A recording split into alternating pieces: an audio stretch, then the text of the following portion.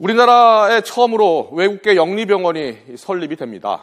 영리병원은 비영리기관으로 운영되는 다른 병원과는 달리 병원 운영으로 생긴 수익금을 투자자가 회수할 수 있게 됩니다. 다만 이런 병원들이 생기면 병원비가 오를 수 있고 또 건강보험 체계도 흔들릴 수도 있다는 비판이 있어서 막판 진통도 예상되고 있습니다. 취재기자 연결합니다. 양시창 기자. 네, 양시창입니다. 그동안 설립 여부를 놓고서 말이 많았었는데요. 일단 우리나라에도 영리병원이 생기는 겁니까?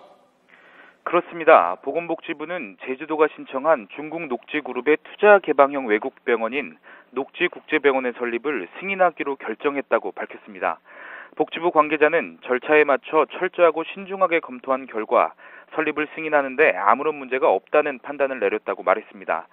일부에서 의혹을 제기한 우회 투자 부분에 대해서도 문제가 발견되지 않았다고 설명했습니다. 또 응급의료체계 구비와 국내 보건의료법 준수 등 사업계획서상의 제반 사항을 검토한 결과 내린 결론이라며 현행법으로 경제자유구역 내의 투자 개방형 외국병원 설립이 허용된 상황인 만큼 녹지국제병원이 시험 무대가 될 것으로 기대한다고 밝혔습니다. 정부가 녹지병원에 대해 설립 승인을 하면서 이제 병원 설립까지는 제주도의 공식 허가 절차만 남았습니다. 제주도는 보건의료정책심의위원회 심의를 거쳐 허가 여부를 결정합니다. 투자 개방형 외국병원은 국내 자본과 국내 의료 자원을 결합해 외국인 환자 위주의 종합 의료 서비스를 제공합니다. 주주를 모아서 대규모 자본을 모을 수 있고 주주의 이익을 위해 수익을 창출하는 것을 목표로 합니다.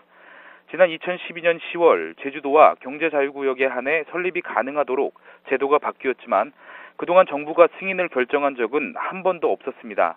영리병원이 처음으로 승인되면서 앞으로 외국계 영리병원 설립 신청이 잇따를 것으로 보입니다. 하지만 그동안 시민단체들이 영리병원이 설립되면 병원비가 폭등하고 건강보험이 무력화되는 등 의료체계의 근간이 흔들릴 것이라며 반대해왔기 때문에 설립 과정에서 진통이 예상됩니다. 지금까지 문화사회정책부에서 YTN 양시창입니다.